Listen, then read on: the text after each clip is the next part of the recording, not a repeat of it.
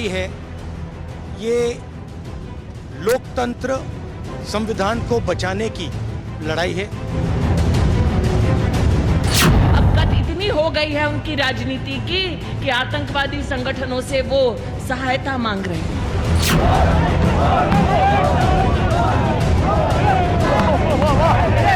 ऐसे एसडीपीआई राहुल गांधी के मोहब्बत के दुकान में आती है क्या?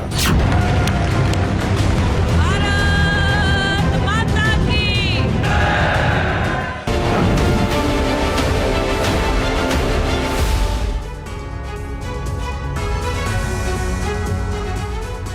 जी हां, केरल के वायनाड की लड़ाई इस बार बहुत दिलचस्प हो गई है। राहुल गांधी यहां से एक बार फिर चुनावी मैदान में हैं, लेकिन इस बार बीजेपी कैंडिडेट के प्रचार में पहुंच गई हैं स्मृति ईरानी। वो स्मृति ईरानी जिन्होंने अमेठी में राहुल गांधी को मात दी थी। वायनाड में स्मृति आई और आतंकवाद का मुद्दा लाई। आज इसी पर करेंगे चर्चा। आपके साथ मैं हूं समीर अब्बास, मेरे साथ रवि मिश्रा भी मौजूद हैं। 2024 के चुनाव में आतंकवाद के मुद्दे की एंट्री हो चुकी है। मुद्दा उठाया है अमेठी में राहुल गांधी को मात देने वाली और वायनाड में मोर्चा संभालने वाली स्मृति ईरानी ने। बिल्कुल, और स्मृति ईरानी अब से थोड़ी देर बाद वायनाड में रोड शो करने वाली हैं। आपको बता दें कि कल ही वायनाड से राहुल गांधी ने नामांकन किया है। जी हां, स्मृति ईरानी ने एसडीपीआई के मुद्दे पर कांग्रेस को घेरने की कोशिश की है। ऐसे में सवाल यह है कि क्या वायनाड में कांग्रेस घिरती नजर आ रही है? आतंकवाद के मुद्दे का इस बार इन चुनावों पर कितना असर पड़ेगा? बीजेपी के आरोप पर कांग्रेस के जवाब क्या हैं? आज कुछ जवाब इस चर्चा में, इस डिबेट में भी लेने की कोशिश की जाएगी। बिल्कुल, लेकिन शुरुआत करते हैं सबसे बड़े अपडेट के साथ। बड़ी खबर, जी हां, स्मृति ईरानी का बिना नाम लिए राहुल पर एक बड़ा हमला। वो आतंकी संगठन से सहायता मांग रहे, ये कहा स्मृति ईरानी ने इशारों में। ये वो हैं जिन्होंने देश के बहिष्कार का दुस्साहस किया। अब से थोड़ी देर बाद वायनाड में स्मृति का रोड शो है। देखना होगा कि स्मृति ईरानी यहां पर लोगों से क्या कहती हैं, क्या अपील करती हैं। सुना है कुछ लोग वायनाड में अपना पर्चा भर रहे हैं, वहां मेरे प्रदेश अध्यक्ष उसके सामने चुनाव लड़ रहे हैं और कह रहे हैं अब गत इतनी हो गई है उनकी राजनीति की कि आतंकवादी संगठनों से वो सहायता मांग रहे हैं। ये वो लोग हैं जिन्होंने भारत की संसद में भारत का बहिष्कार करने का दुस्साहस किया जब भारतीय जनता पार्टी ने कहा धारा 370 हटेगी। ये वो लोग हैं जिन्होंने भारत की सुरक्षा बलों से प्रमाण मांगा जब हमने कहा कि आसमान चीरकर पाकिस्तान में घुसकर हमारी वायुसेना ने प्रहार किया है दुश्मन के कैंपों पर। आज ये लोग अपनी सत्ता के लिए देश को धमकी देते हैं कि अगर मोदी फिर से प्रधानमंत्री बन गया तो देश में आग लग जाएगी। तो देखा आपने स्मृति ईरानी ने किस तरह से आतंकवाद का मुद्दा उठाते हुए कांग्रेस पार्टी को, राहुल गांधी को घेरने की कोशिश की है। वायनाड में आतंक का मुद्दा क्या है, जरा समझिए। बयान क्या है? आतंकवादी संगठनों से समर्थन मांग रहे हैं राहुल गांधी, यह कहा गया है। स्मृति का इशारा क्या है? Popular front of India PFI की तरफ। पीएफआई की राजनीतिक शाखा एसडीपीआई का यूडीएफ को समर्थन है और केरल में कांग्रेस यूडीएफ गठबंधन के बैनर तले चुनाव लड़ रही है। इसलिए स्मृति ईरानी सीधे आतंकवाद का मुद्दा उठाते हुए राहुल गांधी पर हमलावर नजर आती है।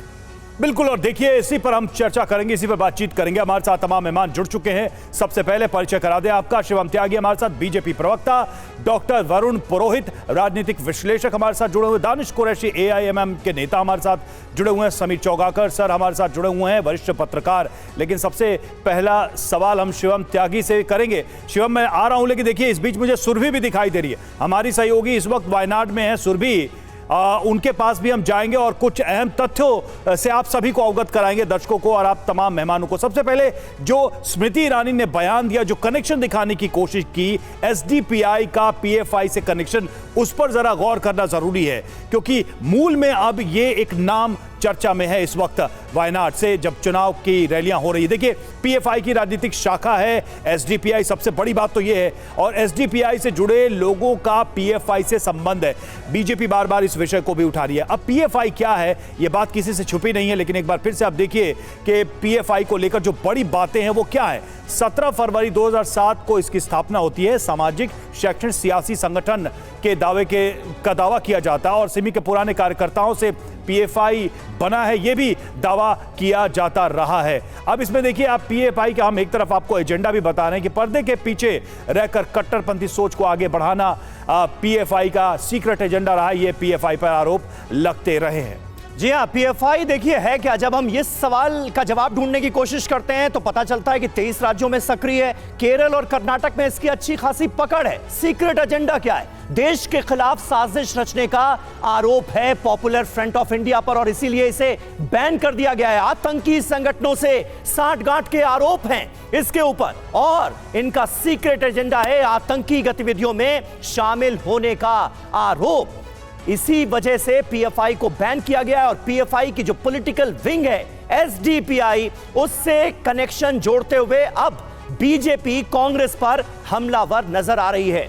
जरूरी बात क्या है? बैंकिंग चैनल्स, हवाला और डोनेशन के पैसे जुटाए गए हैं। एसडीपीआई का पीएफआई से कनेक्शन देखिए। सामाजिक कार्यों की आड़ में विदेशों से फंडिंग का भी आरोप है।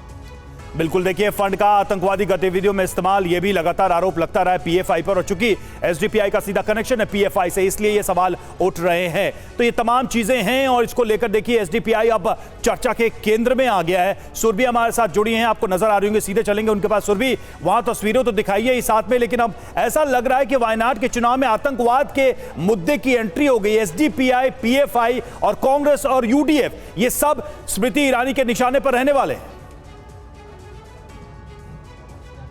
बिल्कुल, आपने सही कहा। इन तमाम मुद्दों के बीच आपको बता दूं, कल जिस तरीके से हमारे पॉलिटिकल एनालिसिस इस बारे में चर्चा कर रहे थे कि राहुल की रैली के दौरान किसी तरीके का कोई झंडा नहीं था, कंपेरेटिव टू 2019 में जो तस्वीर सामने आई थी, क्योंकि उन्हीं झंडों के आधार पर बड़े सवाल भी उठाए गए थे। लेकिन इस बीच ये तस्वीर आपको मैं दिखाना चाहूंगी, क्योंकि वो चर्चा स्टूडियो में जरूर हो रही है, यहाँ पर भी लोकल चैनल्स में स्टूडियो में उसी आधार पर चर्चा की गई है। लेकिन इस बीच एक तस्वीर इस वक्त ग्राउंड रियलिटी आपको दिखाना चाहती हूँ, क्योंकि ग्राउंड पर जो शक्ति प्रदर्शन किया जा रहा है वो एक बहुत बड़ा संदेश है, और उस आधार पर जनता के बीच कैसा मैसेज जा रहा है, यही मैं यहाँ पर लोगों के बीच बैठकर बात कर सकती हूँ रवि। और ये तस्वीर इस वक्त आप देख लीजिए, जहाँ पर मैं देख रही हूँ कि स्मृति ईरानी के आने का बस इंतजार किया जा रहा है, और थोड़ी देर में आपको इस ट्रक पर, बिल्कुल मेरे पीछे इस ट्रक पर आपको स्मृति ईरानी नजर आएंगी के सुरेंद्रन के साथ। हालांकि बहुत सारी महिलाएं मेरे साथ है। क्या कंफर्टेबल है आप हिंदी या इंग्लिश में बात करने के लिए? स्मृति ईरानी यहाँ पर आ रही है, क्या कहना चाहेंगी? अच्छा मैडम,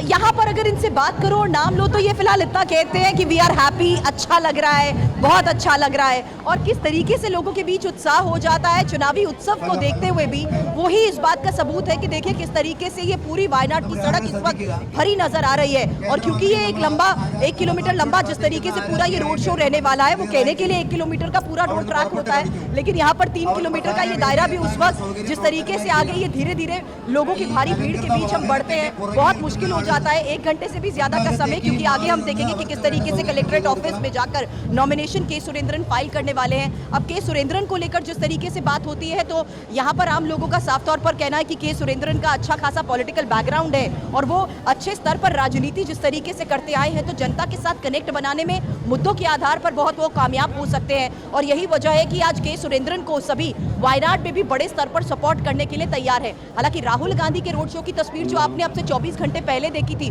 उसके बाद की ये तस्वीर आज बहुत बड़ा चैलेंज भी कांग्रेस के सामने हो जाता है, क्योंकि आज स्मृति ईरानी की मौजूदगी जिस तरीके से वायनाड में है, यहाँ पर भले ही हम नॉर्थ में उस लिहाज से चर्चा करते हैं, लेकिन साउथ में भी वायनाड में होते हुए भी लोग इस बात की चर्चा स्मृति ईरानी को लेकर करते हैं कि जो उन्होंने अमेठी में कर दिखाया, वही वो अब वायनाड में भी करके दिखाएंगे। बिल्कुल, और ये दावा बीजेपी की तरफ से जोर शोर से इस बार किया जा रहा है वायनाड सीट को लेकर। सुरभि, बने रहिएगा आप हमारे साथ। हमारे कई प्रवक्ता अलग अलग पार्टियों के जुड़ गए हैं, उनका रुख करते हैं। शिवम, स्मृति ईरानी को खास करके वायनाड में बीजेपी के चुनाव प्रचार के लिए भेजने के पीछे क्या कोई खास मकसद, कोई खास स्ट्रैटेजी है क्या भारतीय जनता पार्टी की? राष्ट्रीय नेता है, बड़ी नेता है, और अमेठी से राहुल गांधी को उखाड़ फेंकने में उनका जो योगदान है और उन्होंने जो किया है ये देश ने देखा है। और गांधी परिवार जो है स्मृति ईरानी जी से डरता है, उनसे खौफ खाता है और जहां भी स्मृति ईरानी जी को देखता है वहां से भाग जाता है। अब जैसे अमेठी से भागकर गए थे साउथ में के बेचारे, वहां देखने को नहीं नजर आएगा, या फिर स्मृति ईरानी जी से शायद आमना सामना ना करना पड़े, लेकिन उनको कहां पता था। भाई ये भारतीय जनता पार्टी है, वो हमारी राष्ट्रीय नेता है और प्रचार करेंगी तो आज वो फिर से उनके सामने। लेकिन मैं कहता हूं कि विषय उससे कहीं बहुत ज्यादा बड़ा है, खासतौर पर अगर हम बात करें एसडीपीआई की। मेरे देश में अभी तक मतलब तमाम तरह की चीजें होती थी, लोग एक दूसरे से अलाय करते थे, पॉलिटिकल पार्टी से अलाय करती है, चुनाव लड़ती है, जीतने की कोशिश करती है।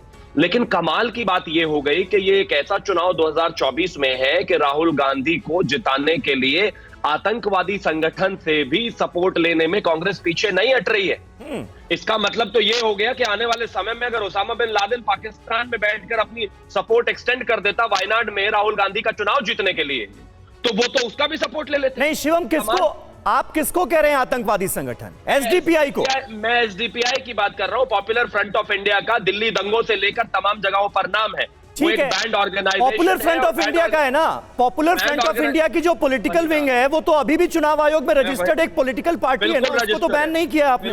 बिल्कुल रजिस्टर है, लेकिन आपकी कोई नैतिक जिम्मेदारी है कि नहीं? अगर किसी का मदर संगठन कहीं पर बैन है, एक देश में ही बैन है, वो कोई एक्टिविटी नहीं कर सकते। उन्होंने केरला में एक अध्यापक के 2 हाथ काटने से लेकर बम बनाने की उससे ट्रेनिंग से लेकर, इसके अलावा अगर मैं बात करूं तो शाहीन बाग में जो माहौल बना था उसमें जो है विदेशी फंडिंग लेने से लेकर, तो आप कह रहे हैं कि नैतिक तौर पे कम से कम इस चीज को देखना चाहिए। दानिश कुरैशी, आप क्या कहना? इस तरह का उससे समर्थन। ठीक है दानिश, आप इस पर क्या कहेंगे? देखिए अब सीधे सीधे बीजेपी के नेता इस बात को डिस्कोर्स में लेके आ रहे हैं कि पीएफआई और एसडीपीआई, यूडीएफ, इस सब के नेटवर्क का मतलब ही है कि कुछ गलत लोगों के साथ साठगांठ है कांग्रेस की। ये एक इशारा यही है। देखिए, सबसे पहली बात तो आपने जो बात रखी दरअसल वही मेरे दिल में भी थी कि जो चीजें इलेक्शन कमीशन में रजिस्टर्ड हैं तो फिर उसके लिए आप किस तरह से आरोप लगा सकते हैं। पहली तो बात यह है कि मैं एसडीपीआई का प्रवक्ता नहीं है, लेकिन सबसे बड़ी बात जो चीजें नजर के आती है वो ये है कि देश की राजनीति में अल्पसंख्यक पिछड़ों का और इन तमाम लोगों के ऊपर जो राजनीतिक अत्याचार अब तक होता रहा है, आजादी से लेकर अब तक तमाम राजनीतिक पार्टियां करती रही, चाहे इसमें भारतीय जनता पार्टी न बाकी बची है न कांग्रेस, कोई नहीं। सवाल ये होना चाहिए कि अगर आपने कोई राजनीतिक समर्थन या सपोर्ट करने की बात कही है तो क्या आपने अपने समाज के लिए, अपने प्रदेश के लिए, अपने लोगों के लिए जो परिस्थितियों का निर्माण हो रहा है या होने वाला है उनके लिए आपने क्या बात करी है? अगर आपने नॉन कंडीशनली समर्थन कर दिया है तो फिर ये समझ से परे है कि भाई आपको इस तरह करने का क्या अधिकार है, क्योंकि लोगों के वोट की जब बात आती है, देखिए राजनीति में वोटों का महत्व सबसे पहले आप ये समझिए कि चुनाव क्यों आते हैं। चुनाव बदलाव लाने के लिए दिए जाते हैं कि भाई अगर आपको पुराना कैंडिडेट नहीं पसंद आता तो फिर से चुनाव हुए हैं तो आप अगली बार चेंज कर दीजिए। अब अगर मुद्दों पर अभी राजनीति करने की बात की जाती है कि भाई परिस्थितियां इसलिए बदली जाती है कि अगर वायनाड की बात की जाए तो पिछली बार जो चुनाव से वहां से हार कर वायनाड आए थे और वहां पे दानिश कुरैशी, क्या आप ये कहना चाह रहे हैं कि पीएफआई को बैन करके अल्पसंख्यकों से जुड़े किसी संगठन को दबाने की कोशिश की गई है जानबूझ करके, क्योंकि उनका ताल्लुक मुसलमानों से है? आप ये कहने की कोशिश कर रहे हैं क्या? सबसे पहले एक बात समझ लीजिए, ये मैंने आपको ये कहा कि पीएफआई, तो मुझे लगता है कि यहाँ कोई पार्टी नहीं है इस पूरे चुनाव में। अगर हम यहाँ नहीं, लेकिन पीएफआई की ही पॉलिटिकल विंग है एसडीपीआई, इससे भी इनकार नहीं किया जा सकता है। मैं वही कह रहा हूँ कि आपने खुद दोहराया कि इलेक्शन कमीशन के पास रजिस्टर है। हाँ। और अब तक इलेक्शन कमीशन ने किसी तरह की कोई पाबंदी नहीं लगाई है, तो नहीं लगाई है तो इस पर भारतीय जनता पार्टी या और कोई पार्टी पाबंदी तो नहीं लगा सकती।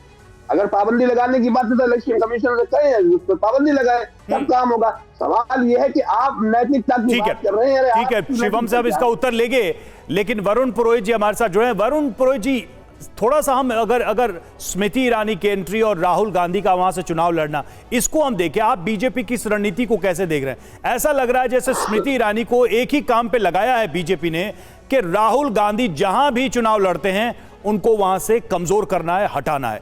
अब वो अमेठी से सांसद हैं, लेकिन वायनाड में उनको एक स्टार कैंपेनर की तरह यूज किया जा रहा है, उनको वहां पर लगाया गया, उनको ये ड्यूटी दी गई है, उनकी तैनाती की गई है। देखिए, स्मृति ईरानी जो है एक सेलिब्रिटी भी है पॉलिटिशियन के साथ साथ में, तो इसलिए वो यूज ले रहे हैं कि भाई राहुल गांधी को किसी तरह से हरा दिया जाए तो कांग्रेस को रूट आउट कर दिया जाए। तो किसी भी जो प्रतिद्वंदी होगा उसकी रणनीति होगी। लेकिन जो आप अभी तक आपने बात की एसडीपीआई की, आपने इतना बढ़िया प्रश्न उठाया जो बीजेपी इसका आंसर दे ही नहीं सकती। इन्होंने हल्ला तो मचा दिया, लेकिन एक पॉलिटिकल पार्टी जो रजिस्टर्ड है उसके लिए आप आतंकवादी शब्द कैसे प्रयोग ले? आप कॉन्स्टिट्यूशनल पोस्ट पे स्मृति ईरानी मंत्री है। अगर 10 साल से आप क्या कर रहे थे? अगर वो आतंकवादी संगठन से जुड़ी हुई पार्टी है तो उसके खिलाफ कार्रवाई क्यों नहीं करी? तो जिम्मेदारी तो निभा नहीं पाए आप 10 साल तक, राहुल गांधी के पीछे पड़े। लेकिन दूसरी तरफ जो पक्ष है उसमें राजनीतिक परिपक्वता और सूझबूझ का अभाव है। ये तो ऐसी बातें उठे ही नहीं। और दूसरी बात यह, एसडीपीआई से समर्थन तो मांगा नहीं है कांग्रेस ने। अपनी तरफ से छोटे छोटे दल किसी को भी समर्थन दे। कल परसों मैंने देखा पल्लवी पटेल ओवैसी जी के साथ होगी। तो इलेक्टोरल पॉलिटिक्स है, डेमोक्रेसी है, कोई भी दल किसके साथ जा सकता है। लेकिन जो आप बात कह रहे हो क्यों किससे समर्थन लेता है, ये एक इलेक्टोरल डेमोक्रेसी का कंपल्सन। पुरोहित जी, जब आप ये सवाल कर रहे हैं कि भाई इतने सालों में सरकार ने किया क्या, तो सरकार ने तो सबसे बड़ा काम ये किया कि पीएफआई को बैन कर दिया। अभी तक तो पीएफआई के कार्यालय जगह जगह देश भर में खुले हुए थे, तो कम से कम बैन तो किया गया ना पीएफआई का प्रश्न क्यों? एसडीपीआई का प्रश्न क्यों? हाँ ठीक है, आपने बहुत अच्छा प्रश्न उठाया। आपने तो मैं मीडिया को सल्यूट करता हूँ। इन्होंने हल्ला मचाया, आपने इनका अपने आप किसी की जरूरत नहीं है। हमारा काम है प्रश्न उठाना, हमारा काम है प्रश्न उठाना, इसीलिए बीजेपी से मैंने वो सवाल किया। लेकिन आपके सामने सवाल नैतिकता का है, सवाल नैतिकता का है। पीएफआई का ही पॉलिटिकल विंग है एसडीपीआई। एसडीपीआई से अगर कांग्रेस पार्टी समर्थन लेती है तो क्या इसे नैतिक तौर पर गलत नहीं माना जाएगा? अब नैतिकता की बात 10 साल की करोगे आप तो बहुत ही विचित्र सी कहानी हो जाएगी। मतलब ना करें ना, ना करें नैतिकता की बात। पीडीपी से करे, बीजेपी करे, सबसे जो तो सही है। कांग्रेस या दूसरी पार्टी कर ले तो नैतिकता आ जाएगी बीच में। ये तो मेरे समझ में नहीं आया। यूनिवर्सल बात करें तो बीजेपी के 10 साल में कौन कौन सी नैतिकता गिनाई जाएगी? कौन से नैतिकता और आदर्श इन्होंने मेंटेन? बस यही मैं सुनना चाह रहा था आपसे कि नैतिकता का जिक्र जो है वो किया ही ना जाए। समीर चौगांवकर जी, ये इस वक्त देश की सियासत की हकीकत है क्या, जहां पर राजनीति में नैतिकता के कोई मायने है ही नहीं? देखिए, अगर social democratic party of India SDPI अगर कांग्रेस का समर्थन कर रही है, केरल के अंदर 2 ही दल चुनाव लड़ते हैं, एलडीएफ और यूडीएफ, अगर वो वायनाड में राहुल गांधी का समर्थन करती है तो एक राजनीतिक दल के रूप में इससे कोई आपत्ति नहीं होना चाहिए। पहली बात को मैं मानता हूं। लेकिन ये बात भी सही है कि एसडीपीआई जो बना हुआ है वो किसके सहयोग से बना हुआ है, वो किसका चेहरा है। सिमी को जब बैन किया गया तो सिमी के जो कार्यकर्ता थे वह सब एसडीपीआई में जा रहे हैं, और जो सिमी के नाम पर आतंक फैलाते थे वह एसडीपीआई के नाम पर अब राजनीतिक आतंक फैलाने का काम केरल के अंदर कर रहे हैं और सारे देश के अंदर करने की उनकी रणनीति है। 2019 के चुनाव में एसडीपीआई ने चुनाव लड़ा था, 15 सीटों पर चुनाव लड़ा था। वायनाड में राहुल गांधी के खिलाफ एसडीपीआई ने अपना उम्मीदवार उतारा था, हालांकि उसे 5,000 वोट 5,500 वोट मिले थे। मेरा यह कहना है कि एसडीपीआई को जब ये बात पता है कि अब उसका राजनीतिक वजूद बहुत ज़्यादा नहीं है, तो वह कांग्रेस को सपोर्ट कर कर पूरे देश के अंदर सिमी की जो मानसिकता थी, सिमी जो पूरे देश के अंदर उपद्रव करना चाहता था, वह राजनीतिक मुखौटा धारण कर कर वह देश के अंदर एक राजनीतिक आतंकवाद लाने का काम एसडीपीआई करना चाह रहा है। और सिमी के सारे कार्यकर्ता उसके साथ जुड़े हुए। कांग्रेस इस बात को जानती है कि इस एसडीपीआई के पीछे कौन लोग हैं। कांग्रेस को कोई जरूरत नहीं थी एसडीपीआई का समर्थन लेने की।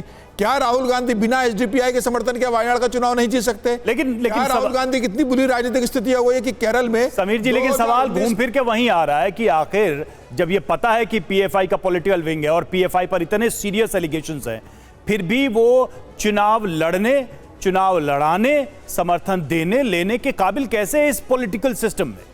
देखिए, अभी एसडीपीआई के खिलाफ कोई अभी सबूत मिला नहीं है। केंद्र सरकार, मुझे लग रहा है गृह मंत्रालय बराबर नजर रखे हुआ है। जब कोई सबूत मिलेगा उसके ऊपर भी कार्रवाई होगी। पीएफ के खिलाफ सबूत मिले, पीएफआई को बैन कर दिया गया है। सिमी के खिलाफ सबूत थे, सिमी को बैन कर दिया गया है। अब पीएफआई और सिमी के जो कार्यकर्ता हैं जो अब इस प्रतिबंधित संगठन में नहीं जा सकते, वह एक राजनीतिक संगठन के अंदर अपनी भूमिका निभाने जा रहे हैं, उसमें निभा रहे हैं। जिस दिन केंद्र सरकार को सबूत मिलेंगे, मुझे लग रहा है केंद्र सरकार उसके ऊपर भी कार्रवाई करेगा। चुनाव आयोग इस बात को ध्यान मिलेगा। लेकिन नैतिक रूप से कांग्रेस को और खासतौर से राहुल गांधी को इस तरह का समर्थन नहीं देना चाहिए था। ठीक है, आप ये कह रहे हैं कि नैतिक तौर पर राहुल गांधी को एसडीपीआई जैसे संगठन से दूर रहना चाहिए था, लेकिन सुरभि ऐसा हुआ तो नहीं है। वायनाड में एसडीपीआई का ग्राउंड पर आधार क्या नजर आ रहा है, और क्या वाकई ये चर्चा का सबब है, ये कोई मुद्दा है कि राहुल गांधी एसडीपीआई से समर्थन ले रहे हैं?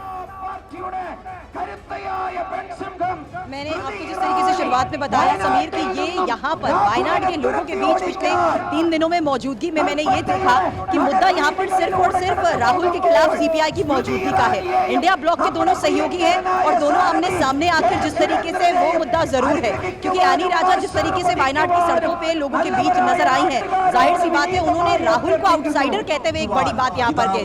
उसी तरीके से बात अगर के सुरेंद्रन वर्सेस राहुल गांधी की करते हैं तो यहाँ पर लोग राहुल गांधी को उस आधार पर आउटसाइडर कहते हुए के सुरेंद्रन को अपना बता रहे हैं, ये बताते हुए कि किस तरीके से दक्षिण की खासकर केरल की राजनीति को देखते हुए उनका एक लंबा अनुभव भी रहा है। हालांकि 8 बार लोकसभा और विधानसभा चुनाव जिस तरीके से के सुरेंद्रन ने लड़े हैं, हारे जरूर है, लेकिन आपको बता दूं यहाँ पर चर्चा क्या है। यहाँ पर चर्चा ये है कि प्रधानमंत्री नरेंद्र मोदी के सुरेंद्रन को फाइटर कहते हैं। जैसे हम स्ट्रीट फाइटर्स का जिक्र करते हैं ना, वैसे सबसे बड़ा वाला फाइटर के सुरेंद्रन को प्रधानमंत्री नरेंद्र मोदी कहते हैं। और रहा सवाल कांग्रेस का, तो कांग्रेस को लेकर जिस तरीके से आप सपोर्ट के आधार पर बात कर रहे हैं तो ये आम लोगों के बीच चर्चा नहीं है, लेकिन इतना जरूर है कि खुद कांग्रेस की सहयोगी नहीं इस बार वायनाड में कांग्रेस के लिए मुश्किलें बढ़ा दी है। अब देखना यही है कि इसी वायनाड की सड़क पर पिछले 24 घंटे में जिस तरीके से शक्ति प्रदर्शन हुआ है, आनी राजा ने शक्ति प्रदर्शन किया, राहुल गांधी ने शक्ति प्रदर्शन किया, अब के सुरेंद्रन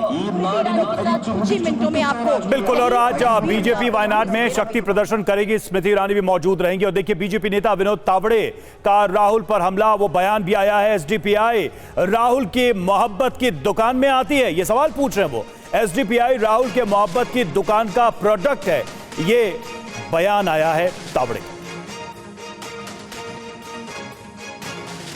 अब्दुल नासिर बदनी की रिहाई के लिए मार्च 2006 में विधानसभा में कांग्रेस और कम्युनिस्ट पार्टी का प्रस्ताव पारित किया था। ये इतिहास का इकलौता उदाहरण है कि ऐसे बम कांड में सम्मिलित किसी को रिहा करने की मांग विधानसभा करती है। ऐसे एसडीपीआई राहुल गांधी के मोहब्बत के दुकान में आती है क्या? एसडीपीआई से साथ रहना ये मोहब्बत की दुकान का प्रोडक्ट है क्या? और जो हालात बदलने वाले हैं, क्या देशद्रोही आतंकवादियों के कब्जे में देश देना या ना हालात बदलना, ये कांग्रेस मानती है का? शिवम त्यागी हमारे साथ जुड़े हुए बीजेपी प्रवक्ता। शिवम, आपने सुना आपकी पार्टी के नेता एसडीपीआई को लेकर यह बात कह रहे थे, लेकिन एक सवाल इसी हमारे कार्यक्रम में ही उठा हमारे मेहमान के द्वारा कि आप करें तो ठीक, कांग्रेस करे तो गलत। आप कश्मीर में जो गठबंधन करते हैं वो आपको कभी देश हित में लगता है, और जब काम निकल जाता है तो फिर वो वैसे ही विरोधी हो जाते हैं, जो देश विरोधी जिसका आप कहते हैं, अक्सर आप लोग नारा लगाते हैं। तो ये दोहरा मापदंड क्यों है जब आप राजनीति करते हैं? नैतिकता का सवाल आपसे क्यों ना पूछा जाए? मुझे आज तक अपने जीवन में आपका इससे अच्छा सवाल कोई लगा ही नहीं। आप सही कह रहे हैं, बिल्कुल। काम निकलते ही उनको उनकी जगह पहुंचा देना बहुत उचित काम है। हमारा काम जरूरी था, देश का काम था 370 हटाना। 370 हटाने के लिए वहां पर घुसना, चीजों को समझना, डेमोग्राफिकली समझना, चीजों को समझकर वहां से जो है 370 को हटाना, वो हमारा काम था। काम नहीं, ये तो देश का तो है, वो जैसे है वो माफ करिएगा, मैं रोक रहा हूं, मेरी इच्छा नहीं थी रोकने की, लेकिन ये तो बहुत ही सहूलियत वाला बयान हो गया। ये बहुत ही सहूलियत वाला बयान हो गया। ठीक है, आपने रोक दिया मुझे, अब मैं बोल सकता हूं। मैं आपको बोलिए। आप ही ने कहा ना, बिल्कुल सहूलियत वाला बयान नहीं है। किसी भी राज्य में वहां की स्थितियों को ठीक करने के लिए वहां पर पहले घुसना, समझना और कंट्रोल में लेना बेहद अनिवार्य है। जम्मू कश्मीर की अगर मैं खास तौर पर बात करूं, डेमोग्राफिकली वहां को समझना बहुत जरूरी था, चीजों को कंट्रोल में लेना बहुत जरूरी था, वरना 90 के दशक में किस तरीके से फौज पर और पुलिस वालों पर गोलियां चली हैं, हमने देखी है इस बात को। ये तमाम चीजें देखी है। अब मैं आगे आना चाहता हूं। आज तक आप जो है अरशद मदनी से समर्थन लेते थे, बदरुद्दीन अजमल से लेते थे, ये तमाम तरह की चीज है। ये भी इस देश को तमाम जगह गालियां देते हैं और तमाम जगह हिंदू मुस्लिम करते हैं, वो अलग विषय। लेकिन यहाँ पर सीधा शिवम, अंतर क्या है फिर? अंतर क्या है? कांग्रेस भी कह देगी कि हम भी उसी तरह उनके साथ समझेंगे, देखेंगे और फिर हम अपना केरल के डेवलपमेंट का काम करके निकल जाएंगे। मतलब कोई तो ऐसा तर्कपूर्ण बात कहिए जो वो ना बोल सके, आपके हिसाब से सही हो। कुछ तो ऐसा बोलिए।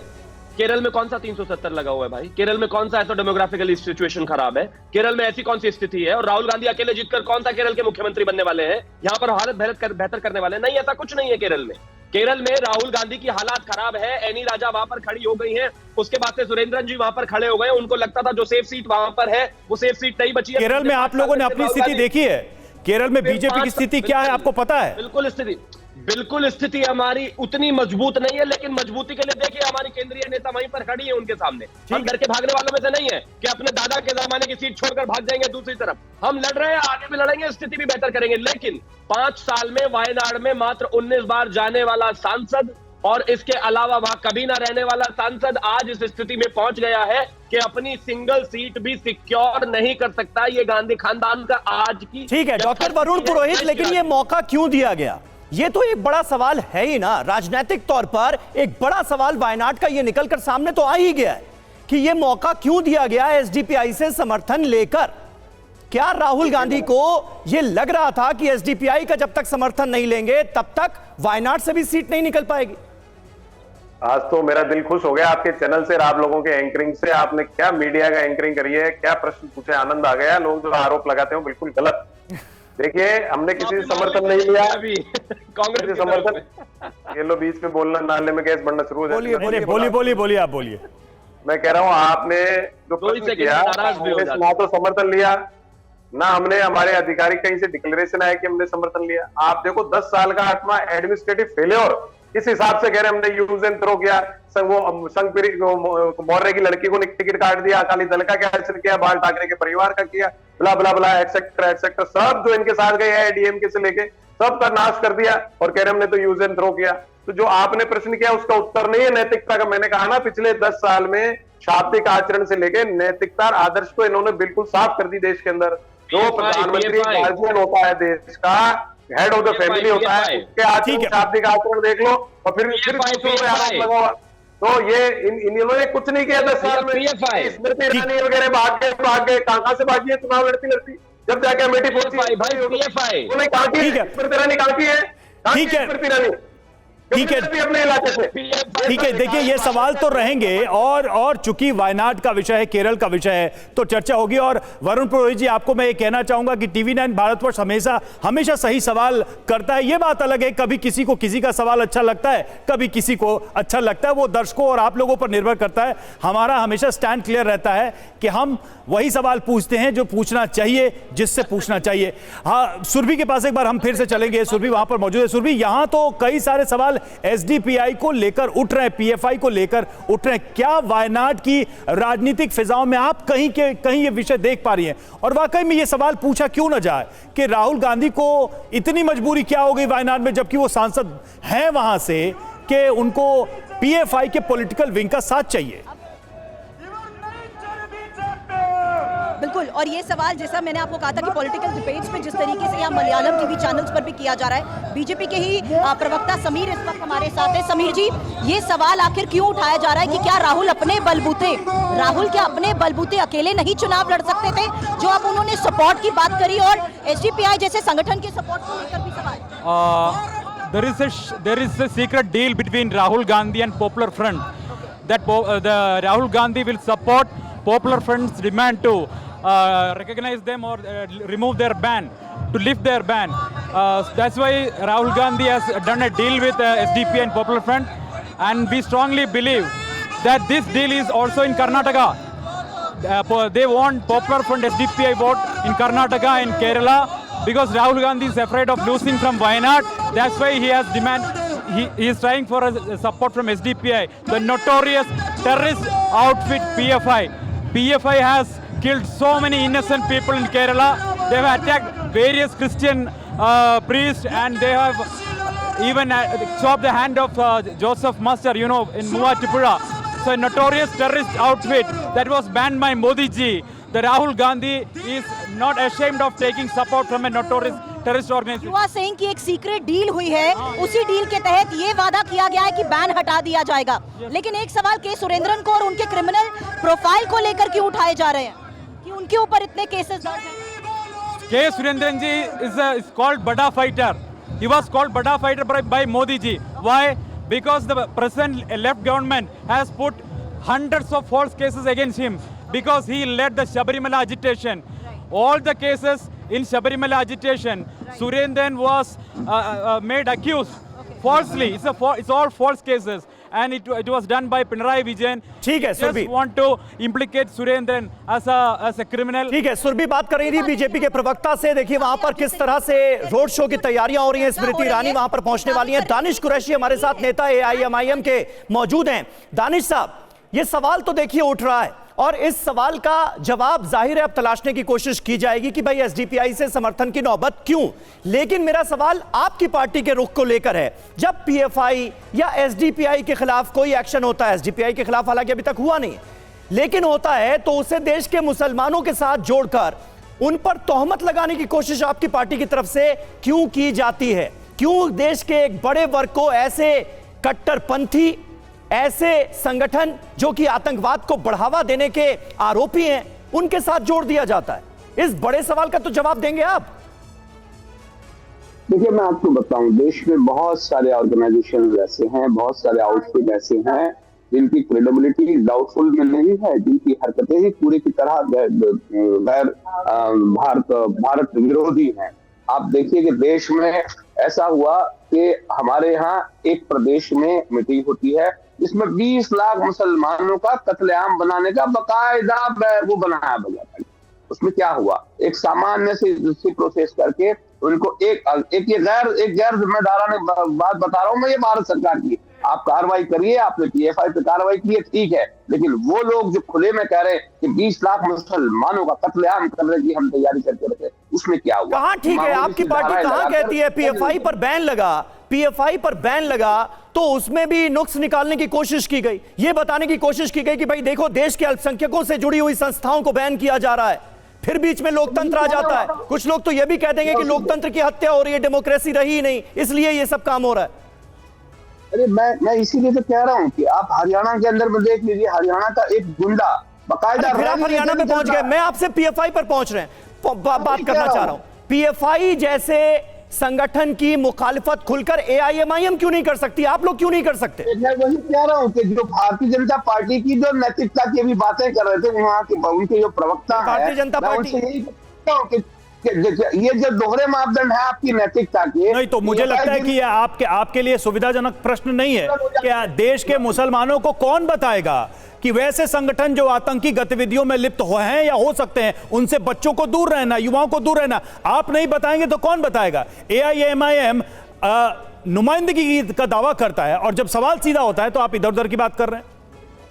देखिए, हमने सीधा सवाल, हम अपने तरीके से राजनीतिक स्तर पर अपना विस्तार बढ़ा ही रहे हैं और हम अपनी पॉलिटिकल पार्टी की बात करते हैं तो हम अपनी आइडियोलॉजी के साथ लोगों के पास जाते हैं। तो किसी भी पॉलिटिकल पार्टी की आइडियोलॉजी जो है वो अपने आप में उसकी पहचान है, हम और किसी की तो बात करते नहीं है। आप जिस पॉलिटिकल पार्टी की बात करते हैं सुनिए उसके साथ। ठीक है दानिश साहब, इसी पर समीर चौगावकर जी कुछ ऐड करना चाह रहे हैं। समीर जी क्या कहेंगे आप?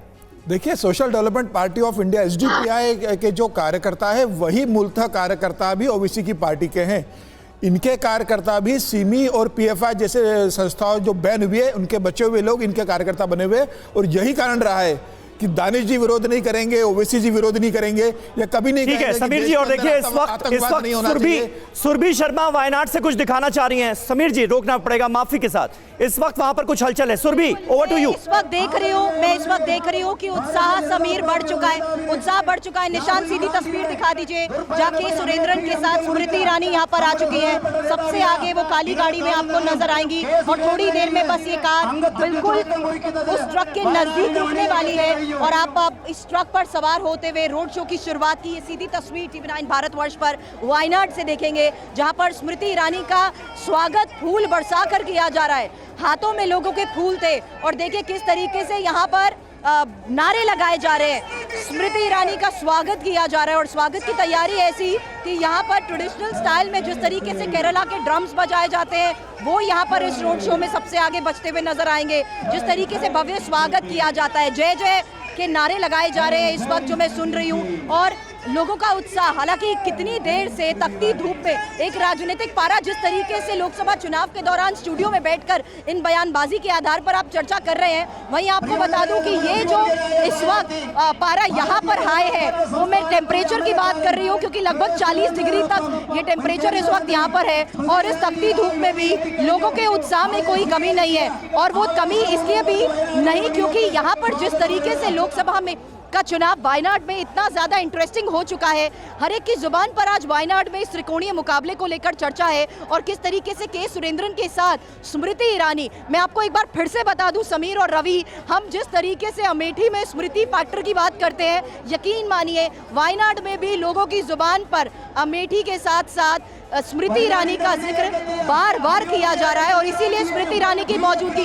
ये देखिए तस्वीर, अब वो गाड़ी से बाहर आ चुकी है और मुझे नजर आ रही है स्मृति ईरानी। निशांत, आप ये सीधी तस्वीर दिखाइए जहां स्मृति ईरानी का फूल बरसाते हुए जिस तरीके से जोरदार स्वागत किया जा रहा है, जयकारे यहाँ पर लगाए जा रहे हैं और के सुरेंद्रन स्मृति ईरानी के साथ आपको नजर आ रहे हैं। और फिलहाल देखिए जिस तरीके से अब से थोड़ी देर बाद ये पूरा सफर एक रोड शो के जरिए तय किया जाएगा। मैं पूरी कोशिश करूंगी कि आगे जाते हुए स्मृति ईरानी से इस बारे में सवाल करूं कि उनकी वो जो ललकार है, क्या उसी का ये जवाब राहुल गांधी को है, जहां उन्होंने कहा था कि राहुल गांधी बस जगह तय करें, हम उनके सामने मुकाबला करने के लिए हर जगह तैयार है। और देखिए किस तरीके से स्मृति ईरानी और के सुरेंद्रन इस वक्त इस ट्रक में जिस तरीके से ये खास सजाया गया है, रोड शो की शुरुआत करने वाले हैं। और यही सवाल आज होगा कि क्या राहुल गांधी यहाँ पर वायनाड में भी अब इनसिक्योर हो चुके हैं। जिस सीट को हम हमेशा राहुल गांधी के लिए सुरक्षित सीट कहते थे, वहां किस तरीके से एक बड़ा चैलेंज स्मृति ईरानी की मौजूदगी में के सुरेंद्रन राहुल गांधी के सामने खड़ा कर रहे हैं। वो वायनाड जहां पर हम देखते हैं कि अल्पसंख्यकों के वोट की बदौलत ही राहुल गांधी के लिए सबसे सुरक्षित सीट ये मानी जाती थी, आज के सुरेंद्रन जो कि प्रदेश अध्यक्ष भी रहे हैं और केरल में जिस तरीके से राजनीति को लेकर सक्रिय रहे हैं, उनकी वही आक्रामकता,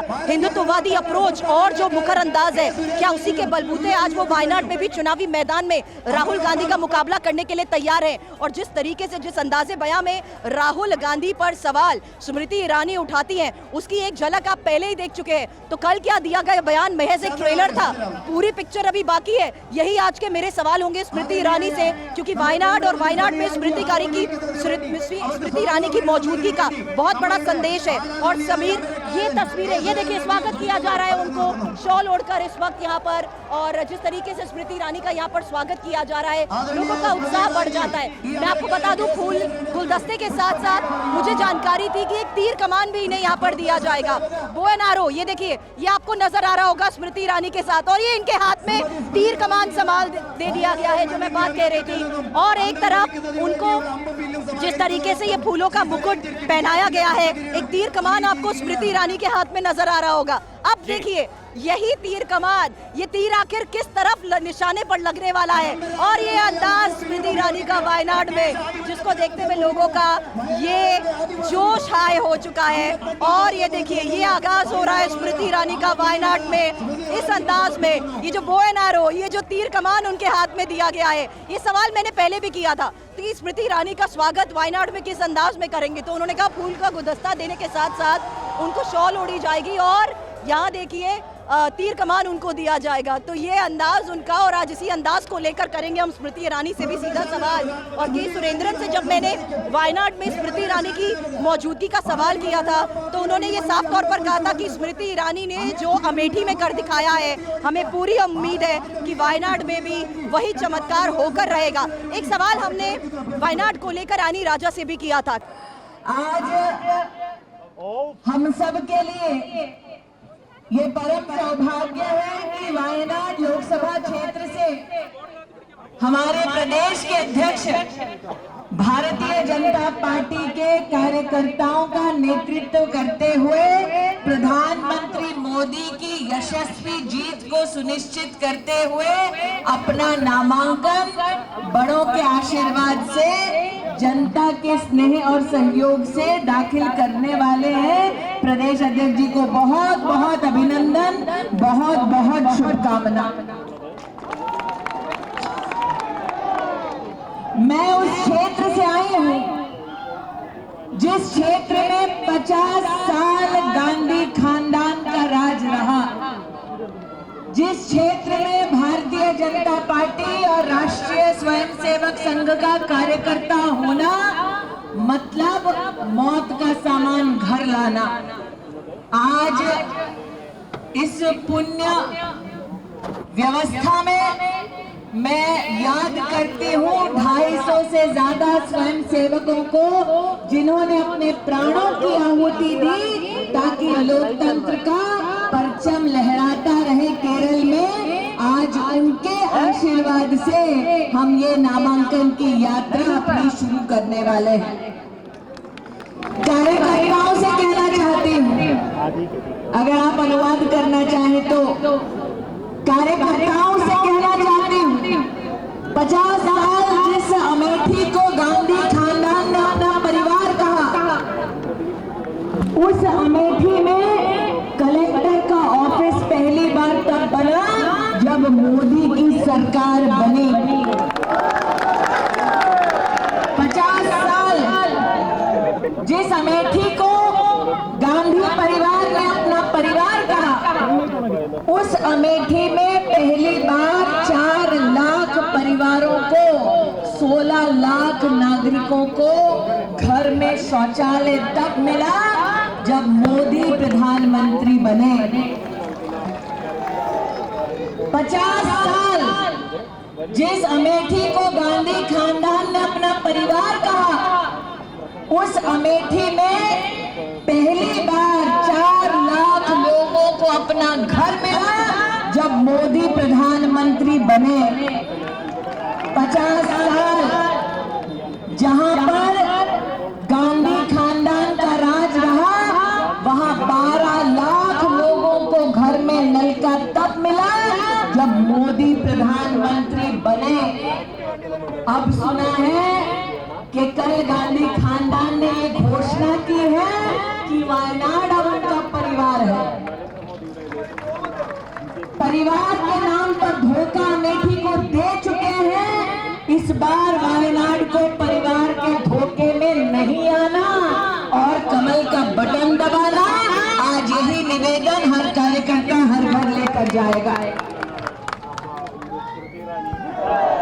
ये भी सुनने में आया है कि विपक्ष के अब 2 कैंडिडेट हैं वायनाड में। 2 है ना कैंडिडेट। बट ये कैसा कंपटीशन है विपक्ष का? दिल्ली में हकीम, केरला में बेगी। सही कह रहे हो? ये कैसा अलायंस है जो दिल्ली में हकीम, केरला में बेगी, दिल्ली में फ्रेंडशिप, केरला में फाइटिंग। इसलिए आज वायनाड की जनता से कहने आई हूं, इंडिया अलायंस के झांसे में मत आए। अगर इंडिया अलायंस के कोई आप नेता पाए तो पहले उनसे ये पूछिए तुम्हारी नीति क्या, पॉलिसी क्या, तुम्हारा नेता कौन, हु इज योर लीडर। तुम्हारी नीयत हम सबको पता है। Intention is to loot, we all know. The question to India alliance today is this, who is your prime ministerial candidate? Is it Rahul Gandhi? No ना। तो क्वेश्चन ये है कि अगर राहुल गांधी नेता के तौर पर इंडिया अलायंस को स्वीकार नहीं, if Rahul Gandhi is not acceptable to India Alliance as Prime Ministerial candidate, then why should Wayanad accept him? आज मुझे ये दुख होता है कहते हुए कि राहुल गांधी और गांधी परिवार चुनाव जीतने के लिए उन संगठनों का भी समर्थन लेना मंजूर कर रहे हैं जो पीएफआई के बैन के बाद भी राजनीतिक तौर पर आज भी वायनाड और केरल में काम कर रहे हैं। मैं कांग्रेस पार्टी से पूछना चाहती हूं कि सत्ता का इतना लालच क्यों? Why such much hunger for power that you will take support from banned PFI leaders as well. अगर दम है तो SDPI के समर्थन को ठुकराकर देश को संदेश देने की हिम्मत रखे राहुल गांधी। आज आप सबके बीच मैं अध्यक्ष जी आपका अभिनंदन करते हुए आपके माध्यम से गुजारिश करना चाहती हूँ, एक निवेदन करना चाहती हूँ। वायनाड वो लोकसभा क्षेत्र है जहां पर पुल्लपल्ली बैंक की वजह से 120 करोड़ का घोटाला 420 कांग्रेस वालों ने किया है। करेक्ट? कांग्रेस का जनरल सेक्रेटरी जेल में है कि नहीं है ना? लेकिन ये इंडिया अलायंस देखो, करूवन्नूर कोऑपरेटिव बैंक का घोटाला किया सीपीएम ने, कंडला बैंक का घोटाला किया सीपीआई ने, मल्लापुरम में AR नागर बैंक का घोटाला किया मुस्लिम लीग ने, और वायनाड में पुल्लपल्ली बैंक का घोटाला किया कांग्रेस ने। इससे ज्यादा क्या प्रमाण चाहिए? India alliance is an alliance of looters, India alliance is an alliance of the corrupt, India alliance is an alliance of those who want to bring the state and the country to disrepute, and such an alliance should not find support in the beautiful Lok Sabha constituency of Wayanad. आज मैं जब अध्यक्ष जी से चर्चा कर रही थी तो मैंने अध्यक्ष जी से कहा कि कल यहाँ पर कांग्रेस का भी नॉमिनेशन भरा गया, उसमें मुस्लिम लीग का फ्लैग मिसिंग था, है ना? वो इसलिए मिसिंग था क्योंकि जब वो नॉर्थ इंडिया में आएंगे चुनाव लड़ने तब वो कहेंगे कि मैं राम भगवान में मानता हूं, तब मंदिर मंदिर जाएंगे। अगर हिम्मत है तो राहुल गांधी वायनाड में भगवा झंडा लेकर जय श्री राम बोलकर दिखाए, दूध का दूध पानी का पानी यही हो जाएगा। लेकिन यहाँ पर भगवान का नाम नहीं लेंगे, सनातन को अभिशापित करने का प्रयास करेंगे, सनातन धर्म के खिलाफ टिप्पणी करेंगे, मुस्लिम लीग और SDPI का समर्थन लेंगे, क्योंकि यहाँ पे बेगिंग, दिल्ली में हगिंग, यही है उनकी पॉलिटिकल कंपल्शन, यही है उनकी पॉलिटिकल स्ट्रेटेजी। इसलिए आज कार्यकर्ताओं से कहने आई, 50 साल लोगों को लगा अमेठी में भारतीय जनता पार्टी का साधारण कार्यकर्ता नहीं जीत सकता, हम जीते, और ऐसा जीते कि विधानसभा के चुनाव में 5 विधानसभा क्षेत्र में हमने कांग्रेस को मात दी और 4 विधानसभा क्षेत्र में कांग्रेस की जमानत सिक्योरिटी डिपॉजिट हमने जब्त करा दी। इसलिए आज वायनाड के कार्यकर्ता से कहने आई हूं कि असंभव को संभव बना सकता है भारतीय जनता पार्टी का कार्यकर्ता। हर बूथ पर जाओ, शीश झुकाओ, कहो लोगों से कि मोदी की सरकार दिल्ली में आने वाली है, पहले कांग्रेस ये बता दे इंडिया अलायंस का नेता कौन, नीति क्या, नियत का तो हम सबको पता है। इस विश्वास के साथ कि कार्यकर्ता पूर्ण निष्ठा के साथ हर घर जाएंगे, पोलिंग बूथ पर कमल खिलाएंगे। आज अध्यक्ष जी आपको आपके नामांकन की इस रैली के लिए बहुत बहुत अभिनंदन देते हुए जय घोष करती हूँ। राहुल गांधी ने समर्थन किया, जय घोष किया राहुल गांधी ने कि भारत तेरे टुकड़े होंगे, लेकिन हम माँ भारती के सपूत डंके की चोट पर कहेंगे कि जब तक हम जिंदा हैं तब तक माँ भारती का बाल तक बाका नहीं हो पाएगा, क्योंकि ये वंदन की भूमि है, अभिनंदन की भूमि है। इसकी नदी नदी हमारे लिए गंगा है, इसका कंकड़ कंकड़ हमारे लिए शंकर है। हम जिएंगे तो भारत माँ के लिए।